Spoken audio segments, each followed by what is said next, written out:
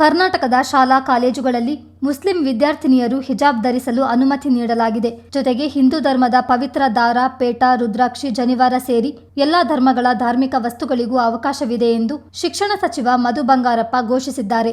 ಈ ಹಿಂದಿನ ಬಿಜೆಪಿ ಸರ್ಕಾರವು ಜಾರಿಗೊಳಿಸಿದ್ದ ಶಾಲಾ ಕಾಲೇಜುಗಳಲ್ಲಿ ಹಿಜಾಬ್ ನಿಷೇಧ ಆದೇಶವನ್ನು ಮುಂದಿನ ಶೈಕ್ಷಣಿಕ ವರ್ಷದಿಂದಲೇ ತೆರವು ಮಾಡಲಾಗುವುದು. ಮುಸ್ಲಿಂ ಸಮುದಾಯದ ಬೇಡಿಕೆಯಂತೆ ಈ ನಿರ್ಧಾರ ತೆಗೆದುಕೊಳ್ಳಲಾಗಿದೆ ಎಂದು ಸಚಿವರು ಹೇಳಿದ್ದಾರೆ.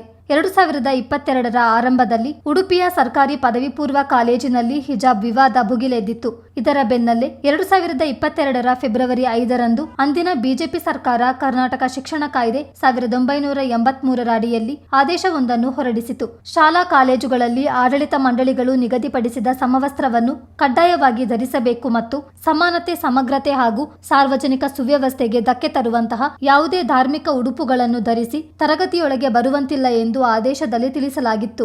ಸರ್ಕಾರದ ಈ ಆದೇಶವನ್ನು ಪ್ರಶ್ನಿಸಿ ವಿದ್ಯಾರ್ಥಿನಿಯರು ಕರ್ನಾಟಕ ಹೈಕೋರ್ಟ್ ಮೆಟ್ಟಿಲೇರಿದರು. ವಿಚಾರಣೆ ನಡೆಸಿದ ಹೈಕೋರ್ಟ್ನ ತ್ರಿಸದಸ್ಯ ಪೀಠವು ಹಿಜಾಬ್ ಧರಿಸುವುದು ಇಸ್ಲಾಂ ಧರ್ಮದ ಅತ್ಯಗತ್ಯ ಆಚರಣೆಯಲ್ಲ ಎಂದು ಅಭಿಪ್ರಾಯಪಟ್ಟು ಸರ್ಕಾರದ ಸಮವಸ್ತ್ರ ಕಡ್ಡಾಯ ಆದೇಶವನ್ನು ಎತ್ತಿ ಹಿಡಿಯಿತು. ಹೈಕೋರ್ಟ್ ತೀರ್ಪನ್ನು ಪ್ರಶ್ನಿಸಿ ಸುಪ್ರೀಂ ಕೋರ್ಟ್ನಲ್ಲಿ ಮೇಲ್ಮನವಿ ಸಲ್ಲಿಸಲಾಯಿತು. ವಿಚಾರಣೆ ನಡೆಸಿದ ಸುಪ್ರೀಂ ಕೋರ್ಟ್ನ ದ್ವಿಸದಸ್ಯ ಪೀಠವು ವಿಭಜಿತ ತೀರ್ಪು ನೀಡಿತು. ಒಬ್ಬ ನ್ಯಾಯಮೂರ್ತಿಗಳು ಹೈಕೋರ್ಟ್ ತೀರ್ಪನ್ನು ಬೆಂಬಲಿಸಿದರೆ ಮತ್ತೊಬ್ಬರು ಹಿಜಾಬ್ ನಿಷೇಧವನ್ನು ರದ್ದುಪಡಿಸಿದರು. ಇದರಿಂದಾಗಿ ಅಂತಿಮ ತೀರ್ಪಿಗಾಗಿ ಪ್ರಕರಣವನ್ನು ವಿಸ್ತೃತ ಪೀಠಕ್ಕೆ ವರ್ಗಾಯಿಸಲಾಗಿತ್ತು. 2023ರ ಮೇ ತಿಂಗಳಲ್ಲಿ ಕರ್ನಾಟಕದಲ್ಲಿ ಕಾಂಗ್ರೆಸ್ ಸರ್ಕಾರ ಅಧಿಕಾರಕ್ಕೆ ಬಂದಿತು. ಡಿಸೆಂಬರ್ 2023ರಲ್ಲಿ ಮುಖ್ಯಮಂತ್ರಿ ಸಿದ್ದರಾಮಯ್ಯ ಅವರು ಕಾರ್ಯಕ್ರಮವೊಂದರಲ್ಲಿ ಮಾತನಾಡುತ್ತಾ ಹಿಜಾಬ್ ನಿಷೇಧದ ಆದೇಶವನ್ನು ಹಿಂಪಡೆಯಲು ಸೂಚಿಸಿದ್ದೇನೆ. ಯಾರು ಯಾವ ಬಟ್ಟೆ ಬೇಕಾದರೂ ಧರಿಸಬಹುದು ಎಂದು ಹೇಳಿಕೆ ನೀಡಿದರು. ಸದ್ಯ ಜಾರಿಗೆ ನಿರ್ಧರಿಸಲಾಗಿದೆ. ಹಿಜಾಬ್ಗೆ ಅನುಮತಿ ಕೊಟ್ಟರೆ ಕೇಸರಿಗೂ ಅವಕಾಶ ಕೊಡಿ ಎಂದು ಬಿಜೆಪಿ ನಾಯಕರು ಆಗ್ರಹಿಸಿದ್ದಾರೆ. ಹಿಜಾಬ್ ನಿಷೇಧ ವಾಪಸ್ ಪಡೆದುಕೊಂಡ ಸರ್ಕಾರದ ನಡೆಗೆ ಬಿಜೆಪಿ ನಾಯಕರು ವ್ಯಾಪಕವಾಗಿ ವಿರೋಧ ಮಾಡುತ್ತಿದ್ದಾರೆ. ಹಿಜಾಬ್ ನಿಷೇಧ ವಾಪಸ್ ಪಡೆದುಕೊಂಡ ವಿರುದ್ಧ ಹೋರಾಟ ನಡೆಸುವ ಎಚ್ಚರಿಕೆಯನ್ನು ಕಮಲ ಪಡೆ ನೀಡಿದೆ.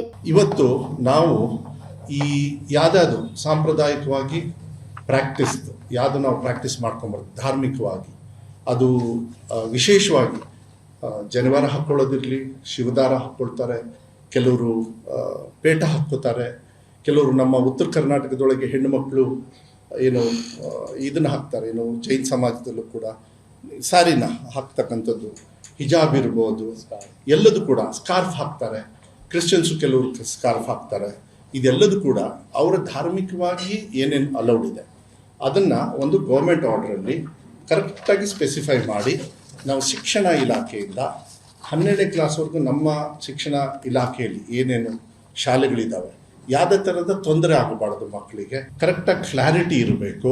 ಅದನ್ನು ಭಾಳ ಮುಖ್ಯವಾಗಿ ಮಾನ್ಯ ಮುಖ್ಯಮಂತ್ರಿಗಳು ಹೇಳಿದ್ದು ಶೈಕ್ಷಣಿಕ ವರ್ಷ ಶುರುವಾಗಷ್ಟಿಗೆ ಇದೆಲ್ಲದೂ ಕೂಡ ಬರಬೇಕು ಅಂದರು.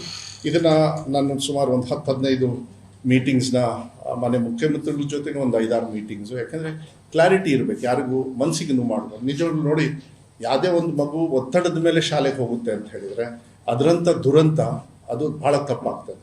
ಬಾಬಾ ಸಾಹೇಬ್ ಅಂಬೇಡ್ಕರಲ್ಲಿ ನಾನು ಇಲಾಖೆನ ವಹಿಸ್ಕೊಂಡ್ಮೇಲೆ ಸೆಪ್ಟೆಂಬರ್ 5ನೇ ತಾರೀಕು ಈಗಲೂ ಕೂಡ ನನಗೆ ನೆನಪಿದೆ.